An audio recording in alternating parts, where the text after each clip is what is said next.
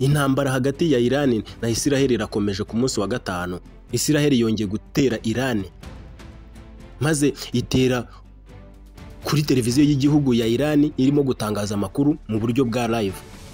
Ndetse igisirikare cya Israel cyanatangaje yuko cyishe umwe mu basirikare bakomeye mu ngabo bari baheruka guhabwa inshingano. Iyi ni PBO Entertainment TV. Indege z'intambara za Israel zarashe ku cyicaro gikuru cy'itangazamakuru cya leta ya Iran mu murwa mukuru Tehran, nyuma y'uko igisirikare cya Israel gisabye abaturage muri ako gace aho icyo gitangazamakuru gikorera kwimuka. Amakuru yari arimo gutangazwa mu buryo bw'ako kanya kuri televiziyo ya Iran yahise ahagarara by'akanya gato nyuma y'uko humvikanye ibiturika ndetse n'amatara agahita azima. Ibitangazamakuru byo muri Iran byatangaje ko umukozi umwe w'iyo televiziyo yitabye Imana. Igisirikare cya Israel cyavuze ko cyarashe ikigo cy'itangazamakuru cy'ubutegetsi bwa Iran. Minisiteri y'ububanyi n'amahanga ya Iran yavuze ko icyo gitero ari icyaha cyo mu ntambara. Hagati aho abaturage b'i Tehran bagaragaye barimo guhunga ku bwinshi. Amafoto agaragaza umubyigano w'imodoka mu muhanda munini ujya mu majyaruguru. Mbere igisirikare cya Israel cyatangaje ko cyageze ku kurusha imbaraga mu kirere byuzuye kuri uwo mujyi, ndetse ko cyashenye 1/3 cy'ibyuma bya Iran bikoreshwa mu kurasa no kohereza ibisasu bya misile. Ibyo byabaye nyuma y'uko misile za Iran zirashe mu duce tune tunyuranye mu majyaruguru no rwagati muri Israel mu ijoro rishyira ku wa mbere, zica abasivile nibura 8 nk'uko igisirikare cya Israel cyabitangaje. Minisiteri y'ubuzima ya Iran yavuze ko abantu nibura 224 bishwe, naho abandi barenga 200 barakomereka mu bitero byo mu kirere bya Israel byo guhera ku wa gatanu, ubwo Israel yatangiraga ibitero bisesuye byo mu kirere byo kwibasira gahunda ya nucleaire ya Iran hamwe na misile zayo zo mu bwoko bwa balistike. Ibiro bya Minisitiri w'Intebe wa Israel byatangaje ko ibitero bya misile bya Iran byishe abantu nibura 24 ndetse bikomeretsa abandi 592 muri Israel muri icyo gihe cyo guhera ku wa gatanu. Nk'uko bigaragara ku ifoto, umwotsi urimo kuzamuka urava ku cyicaro gikuru cy'itangazamakuru cya leta ya Iran nyuma y'igitero cya Israel cyo mu kirere.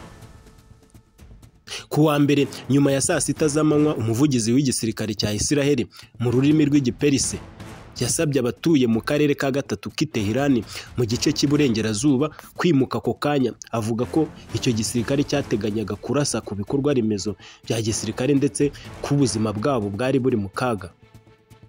Hashize amasaha igitero cya Israel kigabwe ku nyubako ikoreramo igitangazamakuru cya leta. Hahita hatangazwa ko hari uwabipfiriyemo.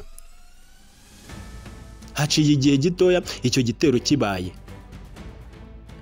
leta ya Iran yatangaje ko televiziyo yayo yamaze kuraswaho yitwa Airin. Nyuma y'uko humvikanye ibiturika byinshi, umunyamakuru Sahara Emami wari urimo kuvuga amakuru yagize ati, ibyo mwabonye n'ijwi ry'ubushotoranyi bugaragara bw'ubutegetsi bw'abanyasiyoni, ni ukuvuga abanya-Israel kuri Ailib. Ikindi giturika cyaturitse cyane kurushaho ni nacyo cyashegeshe studio y'icyo gitangazamakuru, bituma Emami ari nawe wavugaga amakuru ahava arahunga. Aya makuru yahagaze asimbuzwa amakuru y'incamake. Hashize iminota amakuru arasubukurwa. Nyuma yaho Peyman Gebel, umukuru w'igitangazamakuru Ailib cya leta ya Iran, yagaragaye kuri televiziyo yerekana urupapuro ruriho amaraso. Ahita avuga ko iyi televiziyo n'abakozi bayo bashikamye kugeza ku musozo. Ibiro ntaramakuru Fars byo muri Iran byatangaje ko Masumeh Azimi, umukozi wo mu bunyamabanga wa Ailib, yiciwe muri icyo gitero. Umuvugizi wa Minisiteri y'ububanyi n'amahanga ya Iran, Ismail Bakai, yamaganye icyo gitero avuga ko ari igikorwa cy'ububisha ndetse ko ari icyaha cyo mu ntambara. Umuvugizi w'igisirikare cya Israel, Brigadier General Efi Defrin, yavuze ko cyarashe ikigo cyo gutangaza amakuru cy'ubutegetsi bwa Iran cyakoreraga ingabo za Iran. Yagize ati dushingiye ku makuru yacu y'ubutasi, icyo kigo cyakoreshwaga n'igisirikare mu gukora cyikinze cyangwa se cyihishe mu basivile no mu bikorwa remezo bya gisivile. Minisitiri w'ingabo za Israel Katz yavuze ko IRIB ni iki gitangazamakuru ari urwego rutangaza icengezamatwara no kugomesha rw'ubutegetsi bwa Iran. Aho bigeze ubu iyi ntambara irashegesha Iran cyane kurusha Israel. Uwari wagizwe umugaba w'ingabo za Iran nawe yamaze kwicwa. Nk'uko ingabo za Israel zamaze gutangaza mu bitangazamakuru bitandukanye, uwitwa Ali Shadmani akaba yari general major uherutse guhabwa inshingano zo kuba umugaba mukuru w'ingabo za Iran, yamaze kwicwa. Uyu mugabo nta minsi 3 yari amaze kuri izi nshingano nyuma y'uko wari uriho Goramari Rashid yishwe mu bitero by'ingabo za Israel byatangiye kuwa 5 w'icyumweru cyashize. Israel yamusobanuraga nk'umwe mu basirikare bakuru muri Iran, ndetse ngo niwe wari hafi cyane y'umuyobozi w'ikirenga wa Iran Ayatollah Ali Khamenei. Iran nta kintu iratangaza kuri urupfu rw'uyu mugabo Ali Shadmani. Uyu yari yaragizwe umuyobozi wa Islamic Revolutionary Guard Corps, ni umutwe w'igisirikare mu ngabo za Iran ushinzwe ibikorwa byose bya gisirikare, yaba ibikorerwa imbere mu gihugu, ibitero byo hanze n'umubano w'igisirikare n'amahanga. Uko ibintu bikomeje kudogera ni nako Israel ikomeza kwikomanga ku gatuza. Minisitiri w'ingabo wa Israel Katz yahamije ko ibitero kuri Iran bizakomeza kwisukiranya. Aburira umuyobozi w'ikirenga wa Iran Ayatollah Ali Khamenei ko nibadahagarika ibitero kuri Israel ashobora gupfa urwa Saddam Hussein. Intambara iri hagati ya Iran na Israel yatangiye kuwa 5 w'icyumweru gishize. Impande zombi zikomeza kurasana zikoresheje intwaro ziremereye kurusha izindi bafite. Mu ijoro rya tariki 16 Kamena, Iran yarashe ibisasu byinshi muri Israel, isenya inzu i Yerusalemu ni Tel Aviv. Israel nayo yica umugaba mukuru w'ingabo za Iran.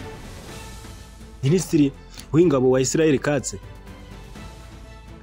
yitwa Katz Israel yatangaje ko umuyobozi w'ikirenga wa Iran nadahagarika ibitero azicwa nk'uko Saddam Hussein wa Iraq yishwe. Ati ndaburira umunyagitugu wa Iran mubuza gukomeza gukora ibyaha by'intambara no kurasa ibisasu bya misile ku basivile b'abanya-Israeli. Khamenei agomba kwibuka neza iherezo ry'umunyagitugu wo mu gihugu baturanye nawe wari wahisemo inzira nk'iyi yo kurwanya Israeli. Turakomeza n'uyu munsi kurwanya ubutegetsi bw'igitugu n'igisirikare muri Tehran. Saddam Hussein wari perezida wa Iraq yishwe na Amerika mu ntambara yo muri 2003. Israel Katz yongeye kuburira abatuye Tehran ko bagomba guhunga mbere y'uko ibyago bikomeye bibagwirira. Naha nsoreje, ndabashimira kuba mwanteze amatwi. Nge mwumvaga nitwa Paul Biri, makuru nakagaruka. Ciao.